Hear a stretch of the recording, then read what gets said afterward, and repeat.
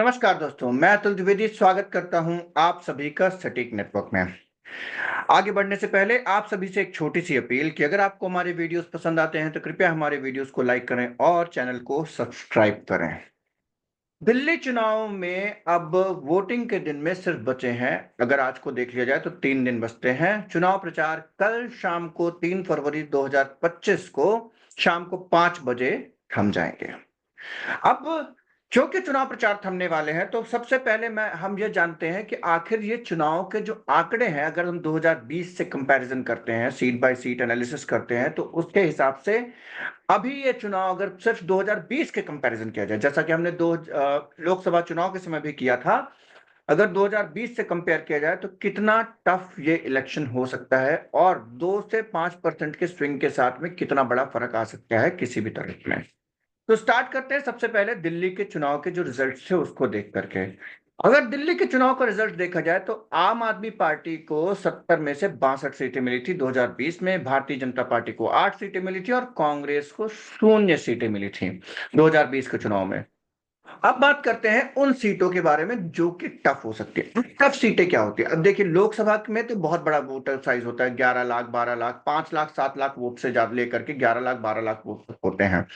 लेकिन अगर यही विधानसभा में देखा जाए तो कई जगह पे 1 लाख, 1.5 लाख इस तरीके के वोटर्स भी होते हैं।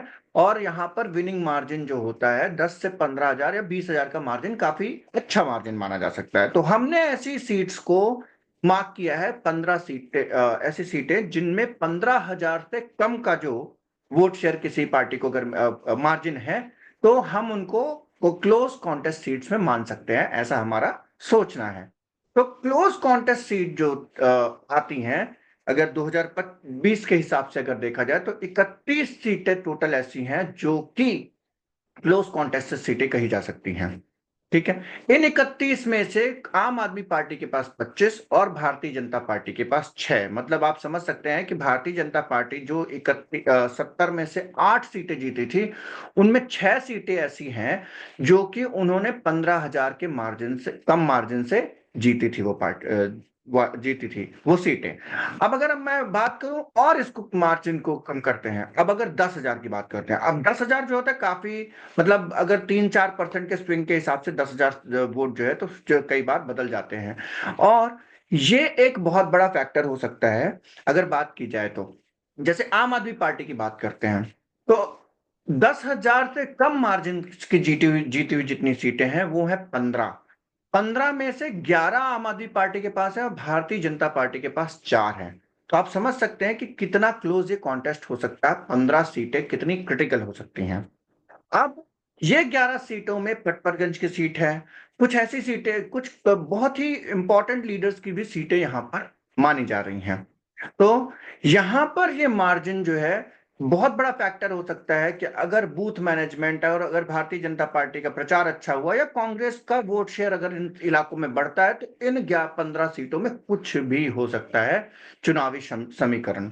अब सबसे पहले अब नजर डालते हैं कि कौन कौन सी ऐसी सीट्स हैं जिन पे आप कह सकते हैं। तो सबसे पहले बिजवासन हो गया, लक्ष्मी नगर हो गया, ठीक है, आदर्श नगर हो गया, कस्तूरबा नगर हो गया, पटपरगंज जहां से मनीष सिसोदिया लड़े थे, उसके बाद शालीमार बाग हो गया, बदरपुर हो गया, छतरपुर हो गया, कृष्णा नगर हो गया, शारदा, किरारी, गांधीनगर, नजफगढ़, साकुर बस्ती और करवल नगर, इन सब सीटों पे काफी कठिनाई हो सकती है। है जो भी पार्टीज होंगी इन सब जगह पे आप ध्यान दीजिएगा। जब 8 फरवरी को रिजल्ट आएंगे तो इन सीटों पे आप जरूर ध्यान दीजिएगा, इन सीटों पे कभी कोई भी रिजल्ट कहीं भी जा सकता है। और अगर हम कुछ मुद्दों की बात करें तो ऐसा अभी भी माना जा रहा है कि करीब करीब 23 से 24 सीटों पे बिल्कुल अच्छे तरीके से आम आदमी पार्टी आगे दिखाई दे रही है। वहीं 10 से 11 सीटों पे मतलब जिसको कह सकते हैं श्योर विन, जो मतलब बेसिकली किस सीटें जिन्हें कह सकते हैं वो भारतीय जनता पार्टी की हो सकती हैं। लेकिन करीब करीब 33 सीटें हैं, 37 सीटें लगभग तय हो चुकी हैं, ऐसा माना जा रहा है लोगों का। 33 सीटें ऐसी हैं, 33 से 34 सीटें ऐसी हैं जहां पर अभी भी मामला फंसा हुआ है। अब इन 33 सीटों में से जो भी ज्यादा अपने तरफ वोट स्विंग कर पाएगा उसको ये जीत मिल सकती है।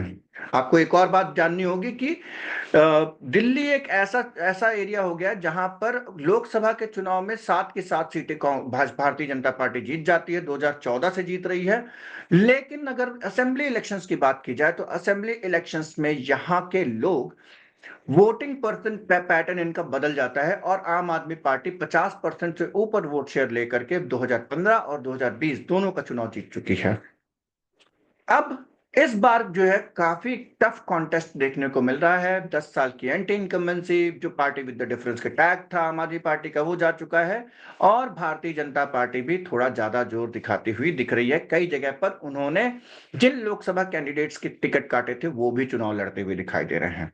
अब अगर बात की जाए कि कौन सी ऐसी हॉट सीट्स हैं जहां पर काफी कठिन हो सकती है, जो फाइट है वो काफी मुश्किल हो सकती है, वो है एक हरिनगर की सीट है जो कि त्रिकोणीय मुकाबले में फंसती हुई दिखाई दे रही है, जहां पर सुरेंद्र कुमार सेठिया जो है आम आदमी पार्टी से कैंडिडेट हैं, श्याम शर्मा जो है भारतीय जनता पार्टी से कैंडिडेट हैं और कांग्रेस से प्रेम शर्मा है। अभी न्यूज रिपोर्ट्स में और ग्राउंड रिपोर्ट्स जो आ रही हैं उसके हिसाब से प्रेम शर्मा का काफी अच्छा काम दिखाई दे रहा है। प्रेम शर्मा जो है तो ग्राउंड पे लोगों से मिलते हुए दिखाई दे रहे हैं। कितना वोट गेन कर पाएगी कांग्रेस यहाँ पर बड़ा मुश्किल है कह पाना, लेकिन वो अच्छा चुनाव लड़ते हुए दिखाई दे रहे हैं। वहीं अगर नई दिल्ली जिसके बारे में हमने एक पूरा का पूरा एपिसोड किया था, अरविंद केजरीवाल, परवेश वर्मा और संदीप दीक्षित, या इस सीट पर कुछ भी कह पाना बड़ा मुश्किल है। अभी भी हमें ऐसा लगता है कि परवेश वर्मा यहां पर अब फ्रंट रनर दिखाई दे रहे हैं। अरविंद केजरीवाल अपनी सीट हार सकते हैं 8 फरवरी को। जी हाँ दोस्तों, 8 फरवरी को अरविंद केजरीवाल अपना चुनाव हार सकते हैं और परवेश वर्मा इस सीट को निकालते हुए दिखाई दे रहे हैं। अगर ओखला की बात की जाए तो ओखला में अभी जो है तो अरीबा खान का जो चुनाव है काफी उठा हुआ दिखाई दे रहा है। वो अच्छी टक्कर दे रही हैं ओखला से। और ओखला की बात ऐसी है कि ओखला में आम AIMIM ने भी अपने कैंडिडेट्स उतारे हैं। तो अब ये समीकरण जो है तो तीन मुस्लिम कैंडिडेट्स के बाद एक भारतीय जनता पार्टी के मनीष चौधरी जो हैं, अब मनीष चौधरी को भी इसका बेनिफिट हो सकता है अगर मुस्लिम वोटों में स्प्लिट होता है तो। ओखला की सीट पे भी आपको देखना पड़ेगा कि अमानतुल्लाह खान जो 70,000 से ज्यादा वोटों से जीत करके आए थे विधानसभा में, एक तरीके से ये लैंडस्लाइड विक्ट्री कही जा सकती है। 70,000 से ज्यादा वोटों से जीत के आए थे, वहां पर अरीबा खान का भी अभी चुनाव बढ़ता हुआ दिखाई दे रहा है कांग्रेस की जो है। तो क्या इसमें मनीष चौधरी जो भारतीय जनता पार्टी के कैंडिडेट है, क्या वो ये सीट निकाल के लेके चले जाएंगे कि अमानतुल्लाह खान अपनी सीट बचा पाएंगे या अरीबा खान यहाँ पे जीत पाएंगे? कालका जी दोस्तों, कालका जी जहां से आतिशी मारे लेना है, आप देख सकते हैं 11,393 का इनका वोट का डिफरेंस था।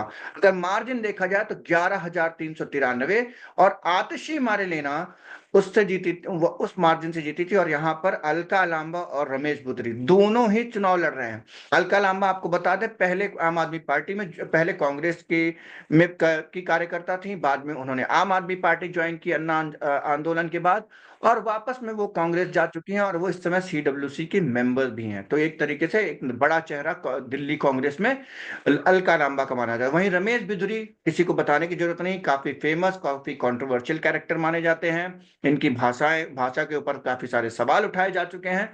तो उस हिसाब से रमेश बिधुरी जो कि लोकसभा में पहले 2019 से 2024 तक लोकसभा में भारतीय जनता पार्टी की तरफ से सांसद भी रह चुके हैं।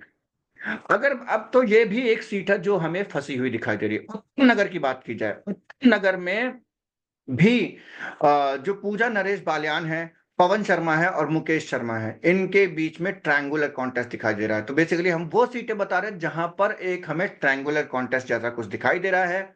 अगर पटपटगंज की बात करें तो अवध ओझा का चुनाव फंस चुका है। और अगर मैं आज के टाइम पे इसके पे कॉल लेना चाहूं तो अवध ओझा अपना चुनाव हार सकते हैं। और ये भी एक बहुत बड़ी वजह बताई जा रही है जिसकी वजह से मनीष सिसोदिया ये सीट छोड़ करके गए हैं और अवध ओझा का चुनाव फंसा हुआ दिखाई दे रहा है। यहां पर रविंदर सिंह नेगी अब एक नंबर पे चल रहे हैं।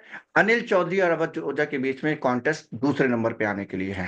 तो ये हमारा जो है इलेक्शन एनालिसिस अभी का है दिल्ली चुनाव को लेकर के। दिल्ली चुनाव में एक बात आप ध्यान दें कि कांग्रेस पिछले 4 दिनों से 27 जनवरी से लेकर आज 1 फरवरी तक, कल तक की बात कर रहा हूं, कांग्रेस ने पूरा जोर लगा रखा है वहां पर, और राहुल गांधी की रैलियां हो रही हैं, 2-2 रैलियां कर रहे हैं, प्रियंका गांधी रैली भी कर रही हैं, रोड शो भी कर रही हैं। इस तरीके की काफी सारी चीजें जो है इस समय दिल्ली चुनाव को लेकर चल रही हैं। कल बजट आया है जिसमें भारतीय जनता पार्टी ने बहुत ही अच्छी घोषणाएं की हैं।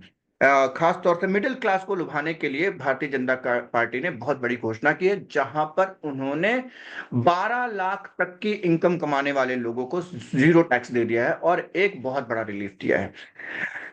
ये बात जरूर है कि ये जो परसेंटेज है 12 लाख से ज्यादा कमाने वाला मात्र 1.5 से 2 करोड़ पॉपुलेशन है, जो कि इसमें इसके अंदर आती है। 1.5 करोड़ लोगों को फायदा होने वाला है इससे। पर इन टोटल जो व्यक्ति 24 लाख से ज्यादा कमा रहा है उसे 1,40,000 1 लाख से ऊपर का फायदा हो रहा है साल भर में। क्या ये जो बजट आया है वो एक गेम चेंजर साबित हो सकता है? तो जो लोग आम आदमी पार्टी में मिडिल क्लास, जो आम आदमी पार्टी को लगातार वोट देता रहा है, करीब करीब 40 से 45%, 50% के आसपास, क्या वो उसके साथ इस बार इंटैक्ट रहने वाला है?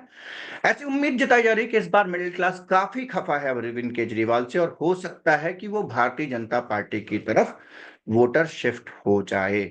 और अगर कांग्रेस 10% क्रॉस करती है तो ये भी वो चांसेस हैं कि आम आदमी पार्टी चुनाव हार जाए और भारतीय जनता पार्टी चुनाव निकाल करके लेके चली जाए। ये भी एक बहुत बड़ा पॉइंट है जो कि हमें ध्यान रखना चाहिए। और बाकी अब आपसे मिलते हैं कल, जब आपको लेटेस्ट अपडेट, जब चुनाव प्रचार थमेंगे तो उस समय तक की जो अपडेट्स होंगी उनके साथ। तब तक के लिए धन्यवाद।